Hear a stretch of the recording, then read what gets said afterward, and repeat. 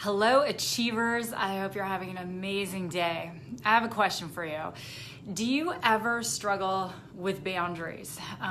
Maybe it's you're going along in work and someone's like, can I just talk to you right now? And you find yourself 2 hours later, you're still on a call or a Zoom, and that person you've allowed them to take up a lot of your time. Or perhaps someone wants to take their agenda and they want it to be your agenda, or whatever the case can be. I was just away at a leadership retreat, and the most common question I got asked was, Susan, how do I deal with overwhelm? How do I deal with boundaries? How do I set boundaries? And I think what you all are really asking me is this: how do I set boundaries without losing my momentum in business? Or how do I set boundaries and not, have my results backslide? And so I'm going to share with you some strategies today. And it's great to be here with all of you. If you don't know me, my name is Susan Sly, and I am a productivity expert. I have a podcast on iTunes called The Susan Sly Project. I love to bring achievers on. So I would encourage you to check that out.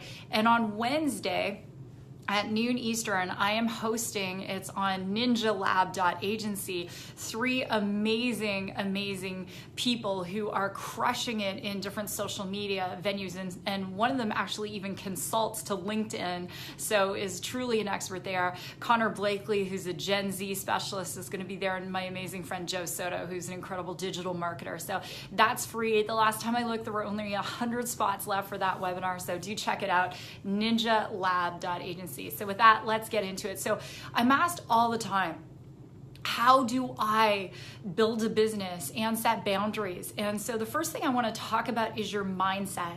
So I was running on Saturday morning with my girlfriend in Maui, and she's like, you know what, I'm getting tired and I have this going on. And I said, you're out there promoting a wellness brand and you're working 7 days a week and you're exhausted. And I said, sweetheart, you wouldn't even sign me up right now, as much as I love you and I adore you, because you're telling people about time freedom and you're not living time freedom. So the first thing starts with our mindset. If we are not setting boundaries, it's usually because we're living with a lack mentality, not an abundant mentality. Because when we have an abundant mentality, we're not afraid to shut the phone down on Sundays. Now, I actually do. I shut my phone down unless I'm traveling, which I was yesterday. I was traveling back from Maui. I shut my phone down Saturday at 4, and I don't even turn it on until Monday at about 8 in the morning. And I was at my friend Gordy Bufton's 30th birthday and book launch yesterday. He's such a cool guy. He wrote a new book on connecting. And Gordy, it's the same thing. He shuts his phone down every Sunday. And he's a millennial, but he still shuts it down. And so when we are in this lack mentality, we feel like we have to be available all of the time. How many of you can relate? You feel like, oh my gosh, I have to be available all the time. So if a client or a customer or an associate or whatever kind of business you're in, they want you on Sunday afternoon, then you're available Sunday afternoon. So what are you teaching people? So the abundant mindset is not based in fear. It's not based in lack. The abundant mindset says, no, I do not have to be available all the time. And if I am available, it's because I'm choosing to be available, not because I'm being available because I'm terrified that if I'm not going to make more money. Is that resonating for you? I hope it is. So starting with that mindset. And then now with regard to teaching the world how to treat us, if you're available all the time, you're teaching the world that your time is not valuable. And I can promise you that if that's what you're teaching the world, then people are taking advantage of your time. Who can relate to that? So you're available 7 days a week. You're available in the morning. You're available at 11 o'clock at night. And suddenly people feel that they can have your time all the time. Your bank account is likely a reflection of that. So if you're teaching people that you are available all the time and your time's not valuable and the 15-minute call or Zoom now is suddenly an hour and a half later, then guess what? Until you begin to value your time, no one else will either. So write that down. We teach the world how to treat us. And so you may be saying, Susan, what do you know about that? What do you know about overwhelm, not having boundaries, teaching the world how to treat you? I did. When I started one of my businesses back in 2003, I would do a 3-way phone call. We didn't have Zoom and stuff then. And it would be 3 hours. It was too long. I would do a presentation. It wasn't 45 minutes. Again, it was like 2 hours, 3 hours. I would be doing calls on Sunday and stuff. And I would be that person that, Chris and the kids would be sitting in the dining room waiting for me, and I'd be like, just another call, just another email. It was such a lack mentality, and it was this frenzied, frantic kind of energy. And eventually I got exhausted and I began to resent my business. And so one of the things that I love to share as a speaker is that we either find some balance or balance finds us. Right? And so if we're teaching people to have a healthy lifestyle, or we're teaching people that it's great to be an entrepreneur, then we better be living into that ourselves. And so I had to make some changes because I knew that nothing was going to change until I made some changes. So here's what I did. If you're taking notes, write this down. Number one is I looked at what I really wanted in my life. Okay, what I really wanted. What did that week look like? What did that month look like? What did that year look like? And for me, what it was I was not willing anymore to work 7 days a week. It was 6. And now it's 6.5, right? I believe, Gary Vaynerchuk and we did a speaking event once, and, Gary's big on the hustle, and I agree, you have to hustle.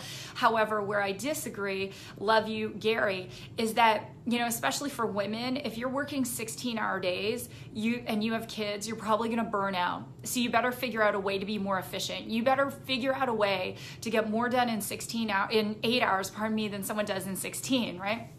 So I knew, number two, so figure out what I wanted it to look like, design it. And then number two, I had to figure out ways to be more efficient. So could I type faster? Could I make my email responses shorter? Could I set up automation systems? Which is something I did. I have a webinar that I'm giving tonight, and it took me literally a second to blast out to hundreds and hundreds of people that I was doing that webinar that were on a segmented list, using technology in ways to leverage your time. The next thing is that my schedule isn't open to just anyone. People have to earn that right. And you may be saying, Susan, that's harsh. It is not harsh. If you are a negative person, if you're a critical person, if you're talking about me behind my back, you're not necessarily high on the priority list. If you're whining and complaining, you're not high on the priority list. So who am I talking to? I'm talking to people who gets on my calendar, people that want to collaborate with me, people that are positive people that, really want to grow and they want to serve and they want to play big. When you hear the squeaky wheel gets the grease, not necessarily. I mean, I always own my part in it. I have a message right now from someone, and maybe, I want to, do some things to help heal that relationship or what have you. And that's a whole different thing because that's a choice that I'm making. Does that make sense, everyone? Some of you are spending a lot of time with the complainers, with the whiners, and you're doing it again from that place of lack because you think, if I don't spend time with them, they're going to leave my business. Well, how healthy is your business going to be when you get the toxicity out of it, when you get the toxic people out of it, when you're making this bold decision to say, you know what, you earn the right to my time. I'm not just giving it away, because all time has an opportunity cost. So if I'm spending with that person who's whining and complaining and it's 7:30 at night and I'm spending all this time with them, I'm not spending time tucking my kids in. I'm not spending time praying with the kids, doing homework, the reason I became an entrepreneur in the first place was to be able to control my time. And if I'm allowing negative people to control my time, then guess what? I'm going to end up being resentful and bitter of the same business that I started to solve the problems that I have in my life. Does that make sense? So making these boundaries in our lives, who earns the right to our time? That's the big question. And the last thing that I want to share with you is what if? What if? What if you suddenly are not as available to everyone's beck and call? What if you started to be, do you think if you want to talk to Warren Buffett, you just walk in and be like, hey, Warren, how's it going? Or the Prime Minister of Canada or the President of the United States, or, maybe you want to go chat with Prince Harry. You don't just get to do that. It's about earning the right to time. And people say, well, Susan, when I make as much money as you, I'll do that. You'll never make as much money as me if you don't do that. Ouch. And I'm gonna say it again. When I make as much money as you do, Susan, then I'll start doing that. You will never make as much money as me if you don't start doing that. And that means limiting your conversations, 15 minutes, 20 minutes max, being deliberate with your time, knowing why it is you are doing something.